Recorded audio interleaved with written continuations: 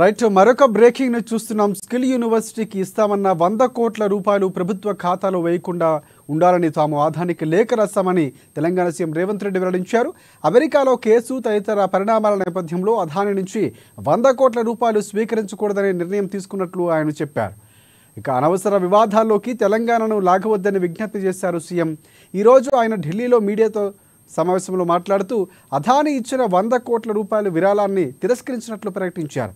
విమర్శల దృష్ట్యా విరాళం తిరస్కరిస్తున్నట్లు వెల్లడించారు సీఎం రేవంత్ రెడ్డి.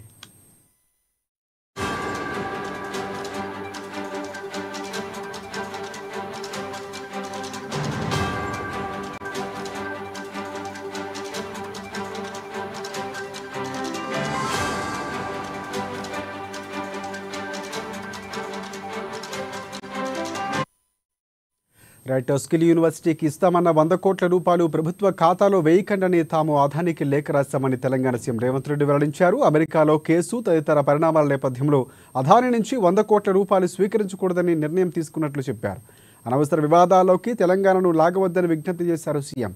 ఈరోజు ఆయన ఢిల్లీలో మీడియా సమావేశంలో మాట్లాడుతూ అదాని ఇచ్చిన 100 కోట్ల రూపాయల విరాళాన్ని తిరస్కరిస్తున్నట్లు ప్రకటించారు. విమర్శల దృష్ట్యా ఇక ఈ విరాళం తిరస్కరిస్తున్నట్లు సీఎం వెల్లడించారు.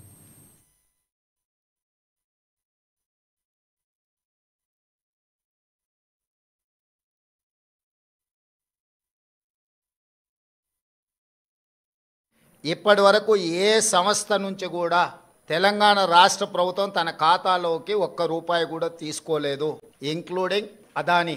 అయితే అనవసరమైన చర్చలలో తెలంగాణ ప్రతిష్ట కానీ వ్యక్తిగతంగా నా గురించి చర్చ జరగడం, మా మంత్రివర్గ సహచరులకు నాకు ఎలాంటి సుతారము ఇష్టం లేదు.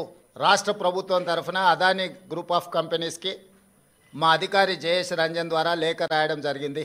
జరుగుతున్న వివాదాలు, ఆరోపణలు, రకరకాల పరిస్థితుల వల్ల తెలంగాణ రాష్ట్ర ప్రభుత్వం మీరు ముందుకు వచ్చి ఉదారంగా తెలంగాణ యంగ్ ఇండియా స్కిల్స్ యూనివర్సిటీకి ఇస్తాన్న 100 కోట్ల రూపాయలను తెలంగాణ రాష్ట్ర ప్రభుత్వము స్వీకరించడానికి సిద్ధంగా లేదు.